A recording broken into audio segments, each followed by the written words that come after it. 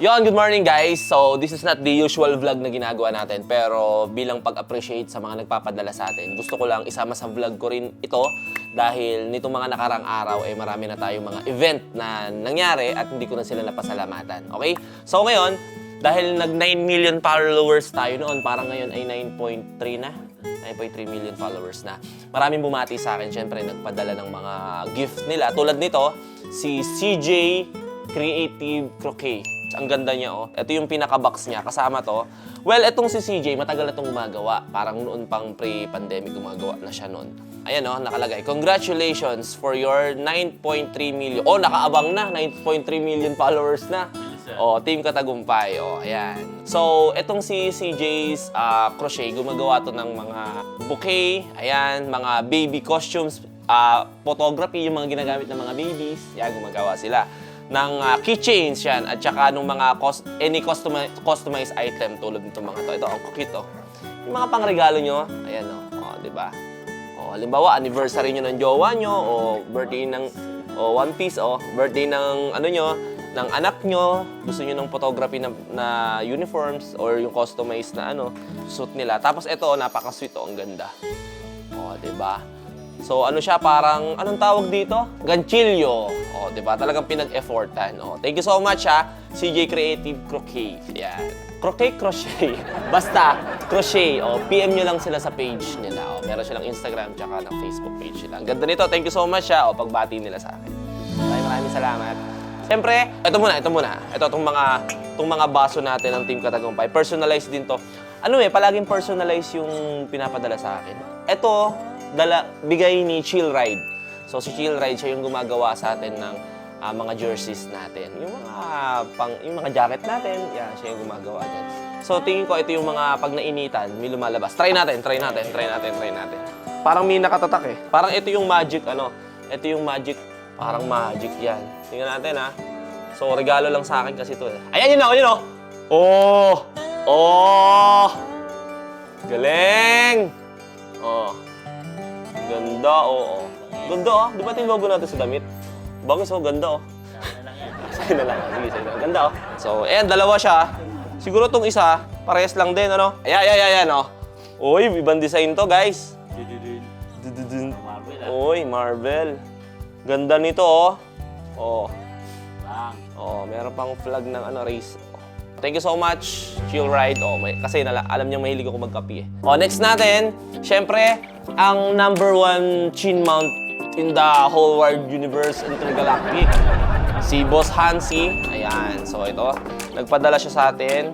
Mahal na mahal tayo niyan ni Boss Hansi. Lagi pag nalalaman niya na may mga bago tayong helmet, Evo helmet, yan, nagpapadala yan. Alam niyo si Hansi, tagal na niyan gumagawa ng ganito. So, makapansin niyo, ito yung ginagamit namin nila Boss J-Mac, yan, mga ibang influencer talaga. Lahat ng helmet nyo, meron sila. Ito pang Evo AR01, Evo SBX02. Ayan, kumpleto. So, makikinabang nito, syempre, si Robin Motovlog. Yan, si Warren Adventure. Evo GT Pro. Ayan. Ano helmet mo? GT Pro. GT Pro. Para kay Robin. Thank you. Ikaw, ano sa'yo? ARC1. ARC01 para kay Warren. Ayan. Thank you, Hansi. Okay, Boss Henry, maraming salamat sa palaging pagpapadala nito. Buhay ka, brother. Okay. At syempre, ang last natin, syempre, walang iba. Ang na-meet natin, the 100%. Diba? Boss Dadov, maraming salamat dito, Actually, dalawa tong nakita yung social media na binigay nila sa atin. Pero yung isa kasi, nasa sasakyan ko. Sinuot ko kasi kahapon dun sa after event namin. Kaya lang umulan, hinubad ko, sayang kulay puti din eh. So, ito yung isa.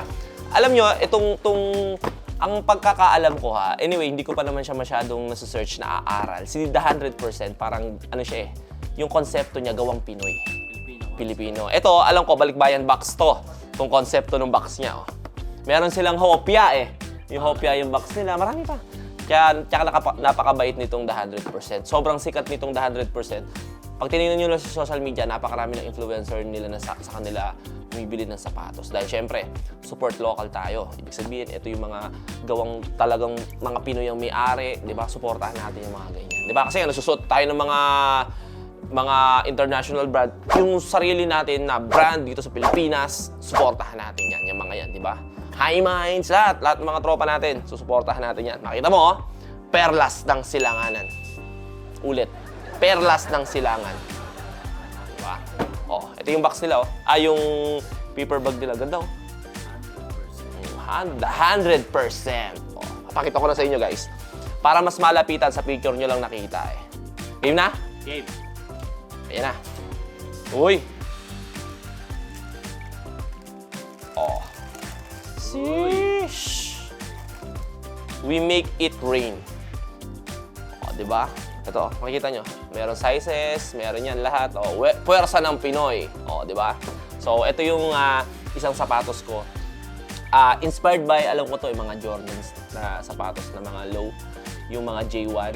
Oh, J1 low ito. Kaparehas niya halos design niya. Pero syempre ito, gawang Pinoy ito. Okay.